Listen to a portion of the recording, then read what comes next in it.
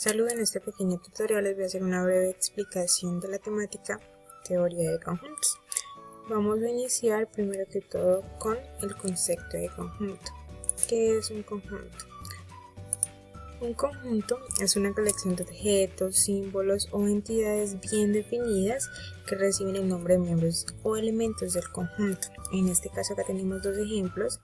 Tenemos el primer conjunto que lo podemos determinar como los animales, ¿cierto? Entonces este conjunto sería animales. Y tenemos un segundo conjunto que lo podemos denominar como medios de transporte. Seguimos con la representación de conjuntos. ¿Cómo podemos representar nosotros un conjunto? Los conjuntos se identifican por letras mayúsculas. Entonces siempre que nosotros tengamos un conjunto lo vamos a denominar por una letra mayúscula. En este caso tenemos un ejemplo con el conjunto L. El conjunto L tiene los elementos A, B, C, D y así sucesivamente. Y también los podemos representar por medio de gráficas. Esas gráficas las podemos hacer en un diagrama de Venn. Acá tenemos unos ejemplos de la representación de conjuntos por medio de gráficas. Tenemos el conjunto S, que es el conjunto universal con otros conjuntos como el A, el B y así sucesivamente. Tenemos la determinación de un conjunto. ¿Cómo nosotros podemos determinar un conjunto? Podemos determinarlo de dos formas, por extensión y por comprensión. ¿Cómo los podemos determinar por extensión? Nombrando cada uno de los elementos que pertenecen al conjunto, y por comprensión nombrando una propiedad, puede ser una regla o una característica común del elemento. Aquí tenemos ejemplos, tenemos el conjunto por extensión, tenemos el conjunto S, el conjunto N y el conjunto D, donde nombramos cada uno de los elementos. Y por comprensión tenemos el conjunto S, el conjunto N, el conjunto G y el conjunto R, donde nombramos una propiedad, por ejemplo el conjunto S con las vocales. Okay. Seguimos con conjuntos finitos e infinitos. ¿Cuándo es un conjunto finito?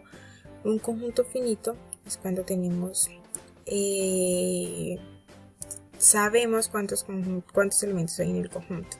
Ejemplo, x tal que x es un día de la semana. Nosotros sabemos cuáles son los días de la semana, por tal motivo es un conjunto finito. Y tenemos los conjuntos infinitos como x tal que x es un número natural, cuando sabemos que el conjunto no tiene fin. Valga la redundancia. Tenemos conjuntos especiales como un conjunto vacío, es un conjunto especial. ¿Por qué? Porque no tiene ningún elemento. Aquí hay un ejemplo, x tal que x es un mes que tiene 45 días. Como nosotros sabemos, los meses tienen únicamente máximo 31 días. Por lo tanto, es un conjunto vacío y se representa de estas dos maneras. Se puede representar con dos llavecitas sin ningún elemento o con una O y un slash, que quiere decir que es un conjunto vacío.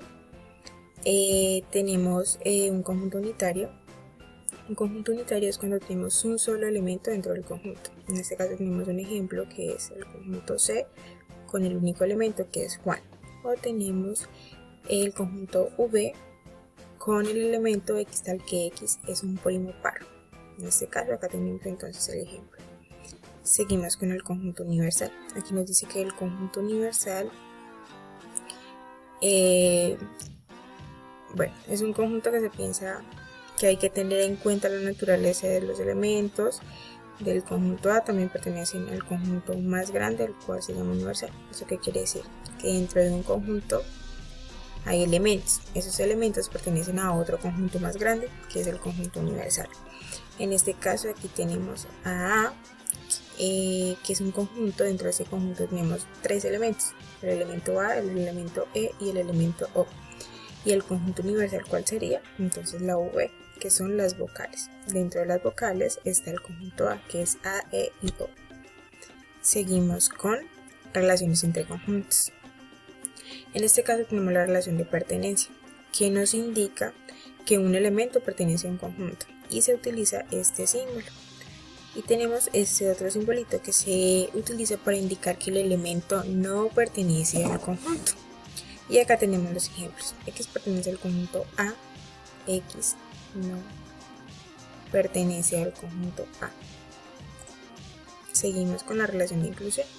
un conjunto A es un conjunto A es un contenido que está contenido en un conjunto B si todo elemento del conjunto A pertenece también al conjunto B. En este caso tenemos un ejemplo, el conjunto C está contenido en este conjunto D. ¿Por qué? Porque todos los elementos del conjunto C están o pertenecen en el conjunto D. Eso quiere decir que C está contenido en D.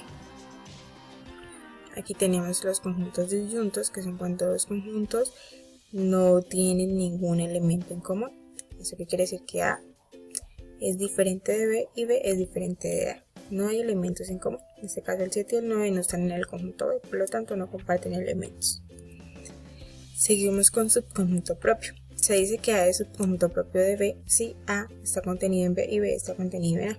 Este hecho se simboliza con A, C, guioncito, que quiere decir subconjunto propio de B. Aquí dice que tenemos A, R, X tal que X es una vocal y D es A, E, I, O, U. ¿Qué quiere decir eso? Que como ustedes saben, las vocales son S, entonces quiere decir que R está contenido, es subconjunto propio de D. Tenemos las operaciones entre conjuntos. Tenemos la operación de unión. Acá tenemos un ejemplo, A unión B. ¿Eso qué quiere decir? Que los elementos de A y B están unidos. En este caso, el conjunto A unión B sería 1, 2, 3, 4, 5, 6 y 7. Los conjuntos de A y los conjuntos de B. Sería la operación de unión. Tenemos la operación de intersección, que es únicamente los elementos que hay en común del conjunto A y del conjunto B. En este caso tenemos en común el 6 y el 5, que los tiene el conjunto A y el conjunto B. La operación sería A intersección B con 5 y 6. Seguimos con la diferencia. ¿Eso qué quiere decir? A diferente de B. X tal que X pertenece a A y X no pertenece a B. O sea que aquí serían todos los conjuntos de A que no, todos los elementos de A que no pertenecen a B. En este caso el